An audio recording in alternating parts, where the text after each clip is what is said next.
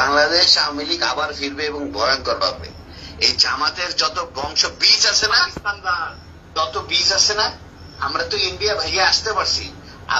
এই জামাতের যারা বীজ আছে এরা তো পাকিস্তানও যেতে পারবে না। পাকিস্তান যেতে হলে তো ইন্ডিয়া পাস করে যেতে হবে।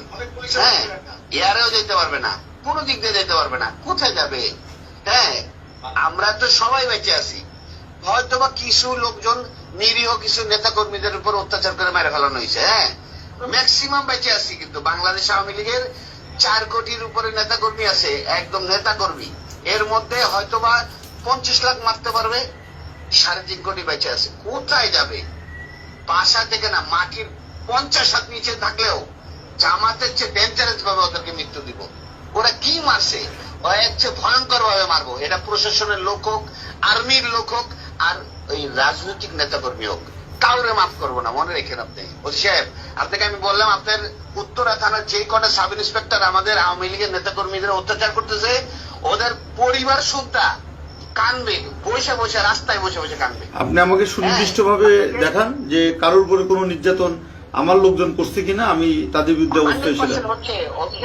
শোনেন, আমরা কোন অত্যাচারিত হয়ে আপনার মতো একজন থানা ইনচার্জকে ফোন করে এই রাত 1টা বাজে আপনাকে ফোন করে এত ডেসপারেটনেস কথা বলতেছে, আপনি বুঝতে পারতেছেন না আমাদের ওয়ালে কতটুকু পিঠ থেকে গেছে।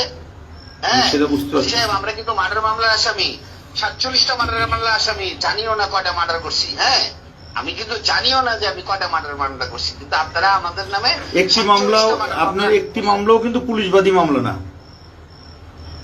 ওসি সাহেব, পুলিশি মামলাগুলো নিছে বিনা তদন্তে। হ্যাঁ, একটা আইন কাঠামোতে কোনদিন বিনা তদন্তে কোনো মামলা হয় না। আপনার পুলিশ এতগুলো মারা গেল, কই আপনার একটা মামলা ফাইল করতে বলেন না আজ পর্যন্ত? ওসি সাহেব, এটা তো আমাদের ব্যর্থতা। আপনাদের চাকরি করা উচিত না। এটা সত্য, এটা সত্য। এই পুলিশগুলো যাই হোক, আওয়ামী লীগ বলেন, ধরেন ওরা আওয়ামী লীগের পরিবারের, কিন্তু পুলিশ ছিল তো। এতগুলো মারা গেল, আজ পর্যন্ত তো কেউ, আপনারা 10 জন পুলিশ এক জায়গায় দাঁড়াই তো বলতে পারলেন না একজন প্রেগনেন্ট মহিলা পুলিশ, একজন সাধারণ অফিসার, তার মতো মহিলাকে এত নৃশংসভাবে মার্ডার করলো। সে তো এই প্রেগনেন্ট অবস্থায় তো কোন জামাতের নেতা বা কোন ছাত্রকে মারতে যায় নাই, তো তাকেও মেরে ফেললো। কই আপনারা তার মামলাটাও তো করতে পারলেন না। তো আপনারা এগুলো সিদ্ধান্ত হচ্ছে, এগুলো সব মামলা হবে। কোন সিদ্ধান্তই আপনাদের বাস্তবায়ন হবে না। সাহেব, আমরা রাজনীতি করে এসেছি।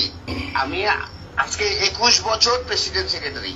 আমার কি ওই ধারণা নাই বাংলাদেশের রাজনীতি কোন দেশের কথায় চলে? হ্যাঁ, আমেরিকা কয়দিন সেভ করবে সাহেব?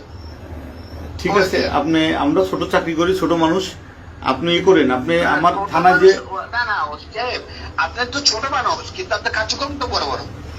আপনার কার্যক্রম ঠিক করেন সাহেব। হ্যাঁ, আল্লাহর কসম, আমার কার্যক্রম যদি কোনো অপরাধ থাকে, এটা আমার কর্তৃপক্ষ বা আমার উপরওয়ালা আছে, সে দেখবে। তবে আমার কোনো অফিসার যদি অন্যায় করে থাকে, আপনি সেটা আমাকে দেন, আমি সেটা দেখবো। আমার বিরুদ্ধে যদি কোনো অভিযোগ থাকে সেটা দেন, আমি সেটা জবাব দেবো। আপনার বেতন কিন্তু আপনার ঊর্ধ্বতন কর্মকর্তা দেয় না। আপনার বেতন কিন্তু বাংলাদেশ গণপ্রজাতন্ত্রী সরকার, বাংলাদেশ প্রজাতন্ত্রী সরকার, মানে আমি যদি কোনো আপনি প্রায় 10 মিনিট কথা বললেন আমার সাথে, এর মধ্যে যদি একটি অভিযোগ আমার বিরুদ্ধে দেখান যে আপনি দেখাতে পারছেন কিনা, এভাবে গড়ে কথা বললে তো হবে না। আমি আপনাকে প্রমাণ, আপনার পরিচয়টাও দেন নাই, আপনি কে, আপনি পরিচয়টাও দেন নাই। আমি আপনাকে আমার সম্পূর্ণ ডিটেইলস বলছি, শুধু নাম বলি না। নাম বলতে সমস্যা কোথায়? আপনি নাম বললে সমস্যাটা কোথায়? আপনার নাম, আমি যদি কোনোদিন আমার নাম বলি, আপনার বাসায় আপনার সামনে আইকে বলবো। আমার বাপ যদি আমাকে জন্ম দিয়ে থাকে, আগামী 2 মাসের মধ্যে যদি আপনার কার্যক্রম এরকম থাকে, আপনার বাসায় আপনার সামনে যদি না বলতে পারি, আমার বাবা আমার জন্ম দেয় নাই। ঠিক আছে, আমি অপেক্ষায় থাকলাম, আপনি আসেন। হ্যাঁ, আমি আপনাকে মনে রাখেন, আপনি আরেকবার আরো যদি এরকম আপনার কার্যক্রম চলে, আগামী 2 মাসের মধ্যে আপনার সঙ্গে আমার একদম সরাসরি দেখা হবে। এবং আমার নাম আপনার যদি সরাসরি আপনার মনে না থাকে, আমার বাপ আমার জন্ম দেয়নি। ঠিক আছে, আপনি আসেন, 2 মাস সময় ওয়েট করলাম। আর্মির হেল্প নিয়েন আপনি ওসি সাহেব, যদি আপনি এরকম কার্যক্রম থাকে, আপনার বাংলাদেশ আর্মির হেল্প নিয়ে। ঠিক আছে, অপেক্ষা করলাম, আসেন। জি জি, থ্যাংক ইউ ওসি সাহেব।